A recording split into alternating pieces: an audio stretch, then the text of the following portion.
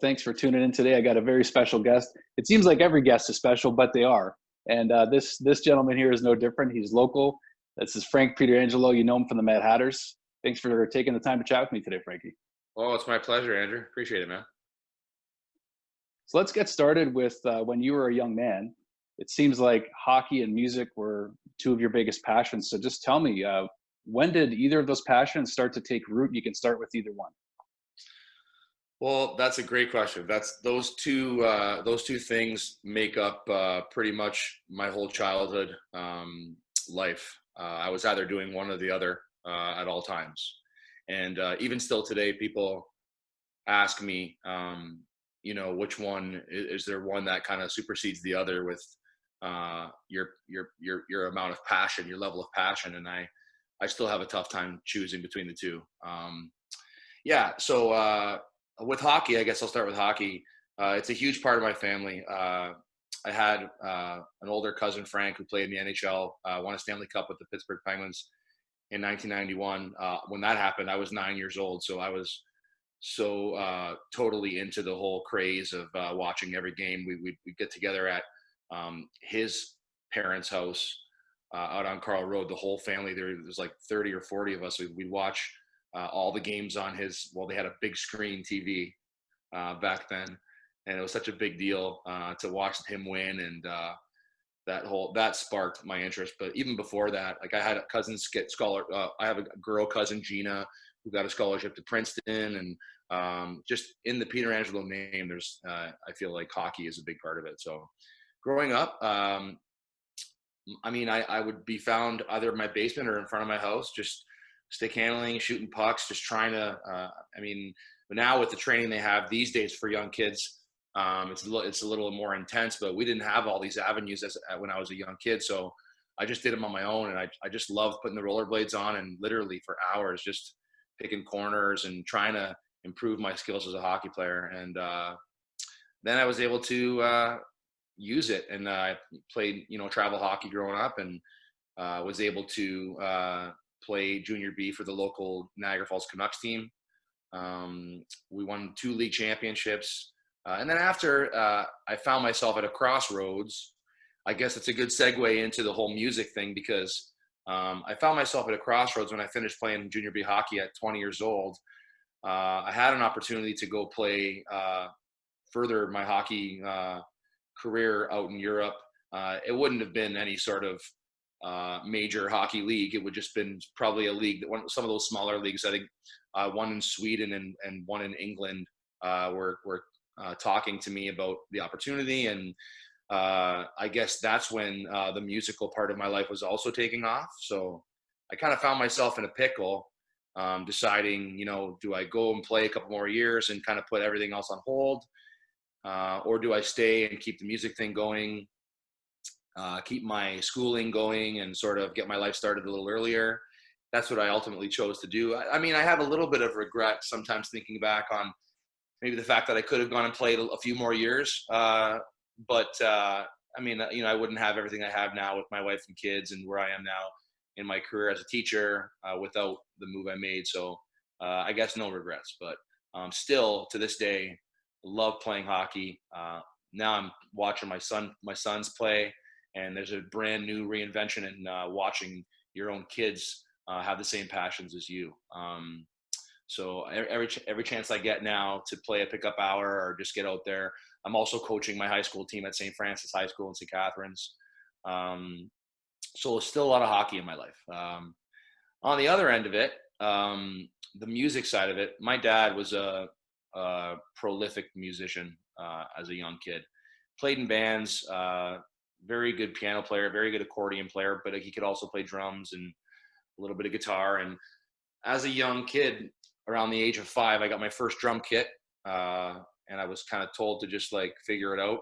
He would show me some things, but I was always in a situation where I always had these instruments lying around my house, because my dad's house is the house that his band would practice in. So I had a piano, I had a guitar, and I had all these things at my disposal. And there was an old vinyl record player beside the drum kit, and I used to just throw on Beatles records and throw on Bruce Springsteen records and basically teach myself how to play music. And I would say with hockey, the Pietrangelo name is more known for hockey, but my individual family, like my dad's father and his father, we were all also there's lots of music in the family. My great grandfather played accordion. My grandfather played accordion. My dad's a musician, so that was sort of passed down into me as well from my dad. And I owe a lot to my dad for that part of it too, because he was the one who showed me the ropes. And I never took actual formal lessons in music, but my dad was always there when I had questions. And sure enough, I just kept going with that too, like simultaneously through my hockey days. And then after hockey was over, started the Mad Hatters, and have been a Mad Hatter now for over 20 years, man. So like I said, very equal passions between the two. The first memory I have of you playing hockey was with my brother, and Okay. this is in high school. We're talking St. Mike's days, Mustangs, and I got to bring you a vivid memory because this is vivid for me. I remember you just came off from a shift and you had your head down because you were mad about something you did wrong, and then my brother was like, "Get your effing head up! Everyone makes mistakes." That sounds like an exchange that Dave and I would have had. He was always, you know what? Playing with Dave was always, Dave was a year older than me, so I looked up to your brother Dave in those days. We hung around a lot, and he was also, I mean, he was a very good hockey player, and he was more of a leader on the team when we were younger. And sometimes I would let my emotions get the best of me, but that sounds like something that Dave would say to me. I just had to flash back to that. I even wrote it down. I was like, oh my gosh, like my sister and I, Tracy, who you also know, we Yeah, have the memories of elephants, if you will. So, yeah, yeah, absolutely. That's awesome. That's cool. Yeah, that sounds like something that would have happened for sure. so going back to hockey, in your younger life, you experienced a really challenging time uh, going through testicular cancer. Now, would you be able just to tell us about right from the time you found out about it, from diagnosis to the journey that you stayed on? Yeah, absolutely. It kind of came at a tricky time. I don't know if there's ever really a good time for to be diagnosed with cancer, but I just finished my 19-year-old junior B year, in which I put up, career numbers. I scored 40 goals. I finished third in the league in scoring. My line and I actually, the two guys that I played with, Simon and Rafael Portapapis, who we had down as imports from Chatham. We finished 1, 2, 3 in scoring that year, so we had a great year. I was getting all kinds of interest from some schools, and I was a bit of a late bloomer in terms of statistically. So I just came off that season, and I was diagnosed. So the hockey season ended, I want to say probably April, March, April. I was diagnosed that July in 2001, so I was 19 years old. Um, yeah, I mean, you just never think you're going to encounter the word cancer when you're 19 years old. But it's just a lesson that, I mean, especially with testicular cancer, it's more prevalent in younger people. I think they say ages 18 to 35 are usually where it's diagnosed. But yeah, like I just went to get a checkup, and I didn't think, I mean, I noticed some swelling down there, and I went to get a checkup, not thinking that I was going to hear that as an answer. I did, but the great thing about it was that, I mean, looking back, um, I had a great urologist who performed the surgery on me, Dr. Brown here in Niagara Falls, who I very highly recommend. Just an awesome doctor and an awesome guy. And then my oncologist, Dr. Phil Hughes in St. Catharines. Back in those days, we did oncology at Hotel Dieu Hospital. Now it's actually torn down, and the new hospital in St. Catharines has the cancer center. But back at Hotel Dieu, Dr. Phil Hughes was amazing with me and with my family. Sat us down and basically told me that it's going to be a tough road, and we're going to hit you harder with the treatment. It's going to make you sick, and the reason being because this particular cancer responds better to harder treatment, and you're a young healthy boy, so you can handle some difficult treatment. So we did it that way. And he said, statistics will show that 96% of something along the lines of 96% at that time, it's probably improved by now. 96% of people diagnosed are deemed cancer-free 5 years from the time that you're diagnosed. So, I mean, the prognosis was positive from the start. But in a 19-year-old kid's mind, I was just real bummed out about probably not being able to start the next season with my team. There was so much expectation there going into the next season. And, when you're 19 years old, those are some of the best summers of your life to enjoy with your friends. And just, it was a tough time. But I have to say that three people were very instrumental in getting me through that time. My mother, my sister, and my girlfriend, whose name was Leslie McInnes at the time. She was fantastic. And without the support of those three and some friends and the guys in the hockey team, honestly, mentally, I don't know how I would have came out of it. But there were some bad times. But so fast forward, diagnosed in July of 2001, started treatment in August of 2001. And by November of 2001, I made a comeback to come back halfway through the season and play hockey. I wasn't cancer-free at the time, diagnosed cancer-free yet until January of the following year, but I was able to be healthy and not have to undergo treatment anymore. So I was able to play, and the story couldn't have ended better for me in that situation, where we were able to win the league championship and go to the Golden Horseshoe playoff finals that year. And just, it was really, really kind of a storybook situation for me. And I sit here, what is it? Almost 20 years later, and I'm healthy, and it's a memory, thank God, but it's something I'll never forget. And it's something that made me much stronger at a young age. I thank God for the little things these days, Well, it's quite a story. A lot of us here in the Niagara region who were cheering you on and, kind of sort of following along with your journey will remember that. And also another vivid memory that comes back to me is at Niagara Falls Memorial Arena. I think it might have been right in that time you're describing, because I'm trying to nail it down as to when it was, but you scored a goal and you weren't even sure if it went in, and then it did. And then you're behind the net and you're jumping up in the air and the whole arena is going nuts. Tell me about that. So I think that goal that you're talking about was in Game 7 against Thorold, Golden Horseshoe Finals. We actually had the 3-1 lead in the series, and then we kind of blew it and lost Game 5 at home, Game 6 in Thorold, and then we had to come home and play a Game 7. So we had our backs against the wall. They were making a big comeback. And that goal was the third goal of the game in Game 7 to put us up 3-0, but stood up as the game winner because Thorold will come back and score 2 more. So it ended up being the game-winning goal.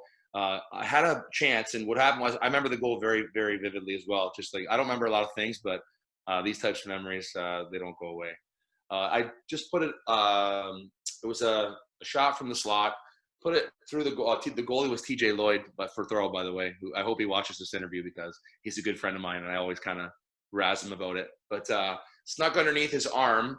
And like you said, that particularly that Game 7, I don't know if there was an empty seat in Niagara Falls Memorial Arena. There was probably 3,000 or plus fans there. And just finally seeing that puck go in, and just the emotions that go through you, and to score a goal in a big game like that. And I'll never forget those days. And I still keep in touch with a lot of the guys in that team who have now since gone back to where they're from. A couple guys from London, a couple guys from the Toronto area, and we're still very, very, very good friends, and we keep in touch. They all have families now, so it's pretty cool to see how everyone's doing. And it's, you never forget those things. Those are memories. Anybody who's played hockey or any sports in general that have gone through battles with other people of that magnitude, I mean, those are relationships that you forge and that are forever. Like I could get together with that whole team right now 20 years later, and we could pick up right where we left off. So It's another amazing story. And again, to be there was something else too. that's I awesome. actually remember sending you a message on ICQ back in the day. Yeah, man, that's funny. I just remember just saying, like, I think that was one of the first times we had talked since I was a little kid, since you'd been over to our house. Probably, yeah. So that was pretty neat. And man, just your story reminds me of Saku Koivu's, right? I mean, just how much did you relate to a player like him, or Oh man. in that situation? I know you're So, not a Habs fan, but so you being a Habs fan, that's I mean, you're obviously pretty familiar with the story, but Saku was going through the exact same, well, not a different type of cancer, but simultaneously at the same time as I was, and I leaned on his story huge, man. And I'm a Leaf fan, so it's a sin to have a Montreal Canadiens jersey, but I still have a Saku Koivu jersey upstairs in my room that was bought for me by a friend, just because of how much I looked up to him. And when you talk about being a Leaf fan, a Habs fan, Sabres fan, those are all great things to be rivals. But when it comes to life or death, it's that much bigger, you know.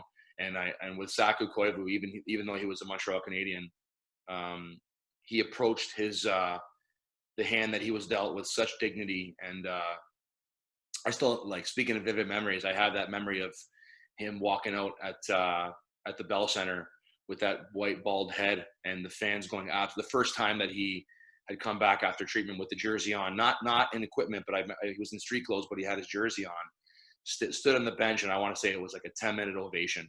I had absolute chills running up my spine. To see him do that, and our stories, like you said, we're kind of the same. We're both hockey players. We're both younger, and we're both battling cancer together. I kind of forever hold a connection to him, and I always will. I just happened to watch that yesterday. Like, I got a little bit of chills as you were just talking about that. Amazing.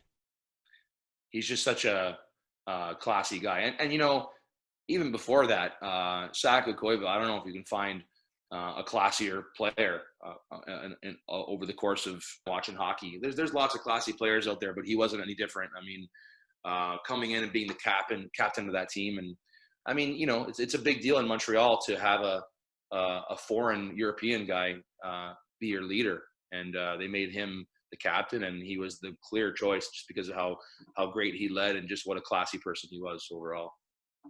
This video is coming out of probably afterwards, but you're going to have an interview with Mayor Jim Diodati, who, like you, had a similar experience, and his office reached out to Mario Lemieux.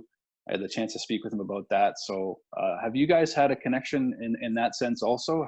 What's your relationship with our Mayor Jim? Yeah, so I know Jim and his family really well. I was friends with his sister Julie growing up. We kind of ran in the same circles, and we were friends growing up. And also, Jim's brother Ryan, who is a police officer, used to be a teacher before. I think he went into teaching for 1 or 2 years only before he decided to switch careers and be a teacher, be a police officer. But he was my teacher in grade 10, I believe. And honestly, the guy still holds up as one of my favorite teachers, even though he didn't stay in the profession. Just a classy guy. And I just remember looking up to him as a young kid, saying, like, and you know, I always wanted to be a teacher myself. So looking up and saying, that's the kind of teacher I want to be. Just a super classy guy, very humble, very in tune with you know, the morals and good morals, and just taught me a lot as a young kid. And then I met Jim later, obviously with all of his success, just in community events, you know, being in the Mad Hatters, always kind of crossing paths with him. When Jim won his initial election in 2010, they hired the Mad Hatters to play their victory party. So that was a nice moment to share with him. So got to know him that way. And then obviously when he was diagnosed himself, I took it upon myself just to reach out. I mean, obviously when you're dealt that hand, you don't want to.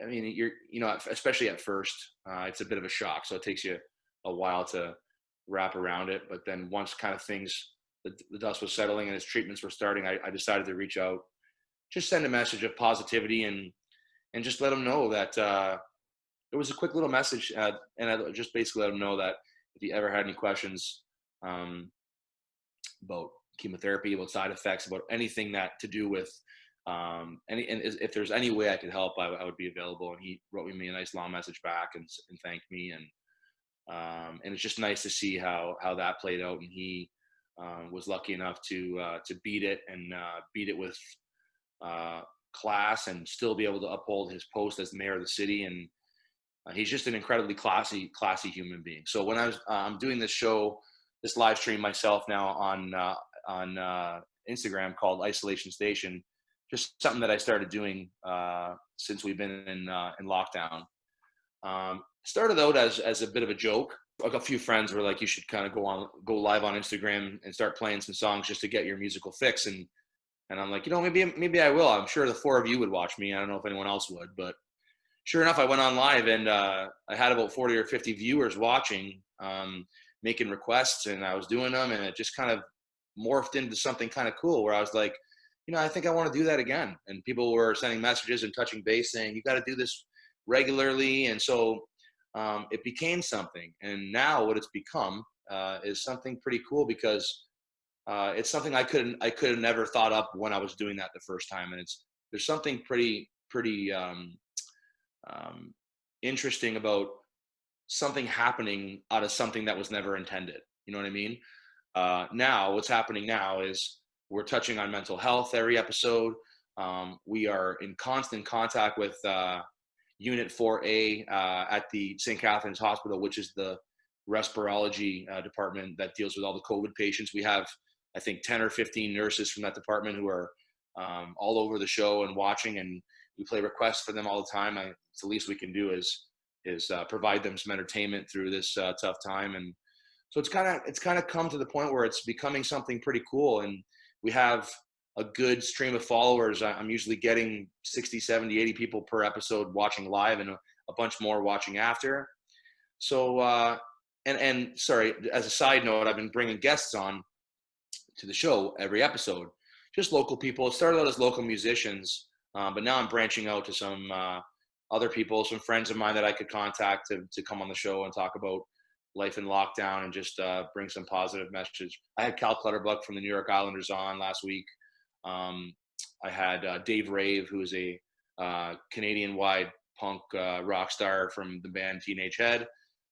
So I decided to reach out to Jim last week and ask if he would be willing to be on, and he accepted right away. And I'm really looking forward to that interview tonight, having him come on, share some wisdom and share some positive messages about kind of the time we're going through right now, and just hear from him. And I think the viewers are excited as well. So it's clear that music was the path that you chose between hockey and music. So you had an opportunity to go to New York City, actually, when you were in your early 20s to pursue music as a solo artist. What was that like? Yeah, I did. That was fun because I was 25. I just finished university. I knew what I was going to do with my life and pursue teaching, but I didn't really want to do it at that point yet. I kind of wanted to do a few things before I did that. And when I went to New York in 05, I basically saved up a bunch of money. I saved up like $10,000, and I said to myself, I'm going to go to New York with $10,000 and make the $10,000 last as long as I can. And then if I could stay, I'll stay. If I end up coming home, I'll come home. So, and that's exactly what I did. I went to New York in September of 05. My mom and sister came down with me for 3 days. We apartment hunted. I found a place. I subletted a little spot. It was like probably the size of a shoebox, but $1,000 a week at that time, which was a lot. Sorry, $1,000 a month. And yeah, I met a lot of interesting people and learned a lot about the city of New York when I did that. Unfortunately, I stayed 6 months, did a bunch of gigs, but New York is a tough place to play because they're not really rewarding you in terms of financially to play at these venues. It's more of a privilege for you to be in New York City playing. So, you know, I take home the door admission for the night. Sometimes it was just enough money to get back to my apartment by cab. And but it was more of the experience, and I met a lot of musicians that I still keep in touch with now. Learned a lot about myself being on my own in New York because it's not a quiet city, to be honest, to put it to say the least. But again, that's a time in my life that I just look back on as so much fun. Waking up every day, walking out into I was a block away from Broadway, playing gigs, meeting people, and pursuing music. I wrote a lot of good music that I'll always have. and recorded a lot of music out in New York City that I'll always have, and a great time in my life that I'll never forget. Three, quote, famous artists that you had the pleasure of meeting. One you had the upper with, that was the Wallflowers on stage. So tell us about how that came about. So I was a big Wallflowers fan. Anybody who doesn't know, Jacob Dylan is the frontman singer of the Wallflowers, who is the son of Bob Dylan. So in the '90s, I became a big Wallflowers fan just because of the music. I loved it. Yeah, this was a pretty crazy night. So in 2002, funny enough too, because it was only a year after I was sick with cancer, I went to see the Wallflowers in Toronto at the Phoenix, which is like a large club, probably about a 3,000 or 4,000 seat capacity. But I'm on the floor, I'm watching the show. I'm probably about 5 or 6 people deep away from the stage, and there's a group of girls from Niagara Falls that were right at the front on the railing that were friends of mine. So I'm watching the show just normally, and I see Jacob Dylan in the front on the microphone engaging with some people in the front row. I couldn't tell what was happening. And sure enough, he says, "What? He plays drums? Where is he? Okay, sure. Tell him to come up." And all of a sudden, it's like the Red Sea parted. And the 4 girls from the Falls were looking back at me saying, "Come, come, he wants you to come up on stage." I'm like, what is happening? I had no idea what was going on. I walked up to the front of the floor. I was boosted up on stage by the bouncer, and I turned around, looked back. There were thousands of people staring at me. Walked up to Jacob Dylan. I was like, "Hey man." He's like, "Hey man." He's like, "You play drums?" I'm like, "Yeah, I do." And he's like, "Do you know One Headlight?" I'm thinking in my head, if there's any song from the Wallflowers that you should know, it'd be One Headlight. I'm like, "I absolutely do." He's like, "Okay, get back there." And you have to understand, when a band takes a chance like that at a live show, I mean, they don't know who I am. They're taking a huge risk. If I'm god awful, I could ruin their show and ruin probably the best song that they have. So there's a certain amount of angst as I'm walking back there, and I get back there. The drummer says to me, "Do you know how to play?" I'm like, "Yeah, I know how to play, man." But he's like, "Okay, I'm going to tap your back and give you the rhythm of the song."